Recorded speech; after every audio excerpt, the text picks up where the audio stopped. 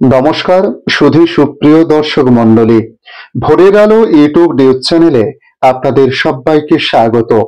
সুপ্রভাত। আজ 9 জুলাই বুধবার। আপনারা দেখছেন ভোরের আলোয় আবহাওয়ার আপডেট। গাঙ্গেয় পশ্চিমবঙ্গ এবং সংলগ্ন এলাকায় একটি নিম্নচাপ অঞ্চল তৈরি হয়েছে।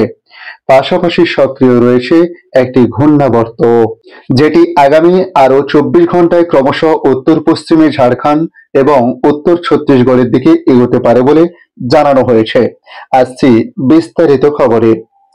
রাজ্য জুড়ে সপ্তাহভর ভারী বৃষ্টির সতর্কতা জারি করল আলিপুর আবহাওয়া দপ্তর।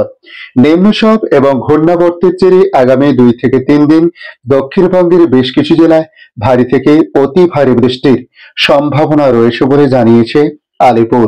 সঙ্গে 30 থেকে 40 কিলোমিটার বেগে ঝোড়ো হাওয়া বইতে পারে। ঝড় বৃষ্টি চলবে উত্তরবঙ্গেও। হাওয়া অফিস জানিয়েছে, গাঙ্গেয় পশ্চিমবঙ্গ এবং সংলগ্ন এলাকায় একটি নিম্নচাপ অঞ্চল তৈরি হয়েছে। পাশাপাশি সক্রিয় রয়েছে একটি ঘূর্ণাবর্ত, যেটি আগামী 48 ঘন্টায় ক্রমশ উত্তর পশ্চিমে ঝাড়খণ্ড এবং উত্তর ছত্তিশগড়ের দিকে এগোবে।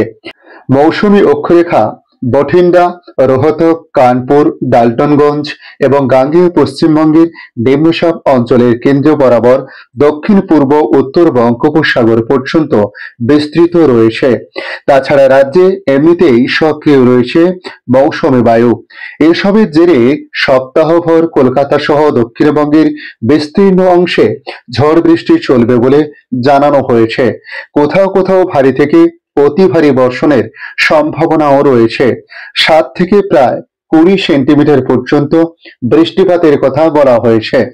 তবে গতকাল বিকেলের পর থেকে বৃষ্টিপাত কিছুটা নিম্নমুখী হলেও আজ সকাল পর্যন্ত 24 পরগনা, পূর্ব বর্ধমান, হুগলি, বাঁকুড়া এবং পশ্চিম মেদিনীপুরে ভারী থেকে অতি ভারী বৃষ্টির পূর্বাভাস জারি করা হয়েছে। এই জেলাগুলির জন্য কমলা সতর্কতা জারি করেছে। দক্ষিণের অন্যান্য জেলাতেও বজ্রবিদ্যুৎ সহ ভারী বর্ষণের সম্ভাবনা রয়েছে। প্রায় 7 থেকে 11 সেন্টিমিটার পর্যন্ত বৃষ্টি হতে পারে। সঙ্গে 30 থেকে 40 কিলোমিটার বেগে ঝোড়ো হাওয়া বইবে বলে জানিয়েছে আলিপুর আবহাওয়া দপ্তর।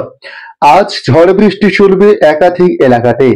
আজ পশ্চিম বর্ধমান, পুরুলিয়া, ঝাড়গ্রাম এবং বাঁকুড়ায় ভারী বৃষ্টি হতে পারে। বাকি জেলাগুলোতে বিক্ষিপ্তভাবে বজ্রবিদ্যুৎ সহ ঝড় বৃষ্টির সম্ভাবনা রয়েছে। আগামী সোমবার পর্যন্ত দক্ষিণবঙ্গের আবহাওয়ার বিশেষ উন্নতি হওয়ার কোন রকম সম্ভাবনা নেই বলে বলা হয়েছে। শুধু তাই নয়, নিম্নচাপের জেরে আগামী 24 ঘন্টা পশ্চিমবঙ্গ ও ওড়িশার উপকূলে সমুদ্র উত্তাল থাকতে পারে। তাই নতুন করে মৎস্যজীবীদের মাছ ধরতে গভীর সমুদ্রে না যাওয়ার পরামর্শ দেওয়া হয়েছে আবহাওয়া দপ্তরের তরফ থেকে।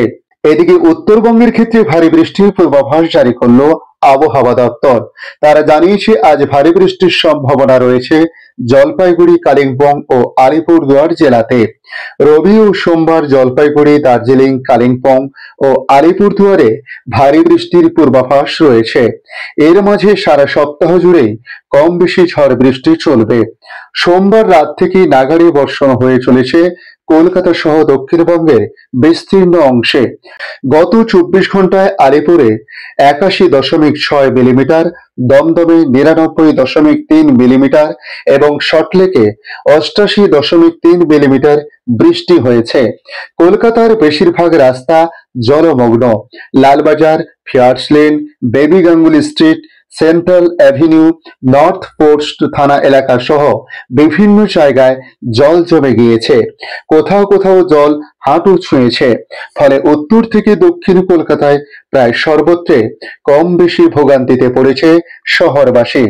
আজ এই পর্যন্ত। আগামী আপডেটের জন্য অবশ্যই আপনাদের কাছে আবারও রিকোয়েস্ট করব, চ্যানেলে নতুন হলে সাবস্ক্রাইব করে রাখুন।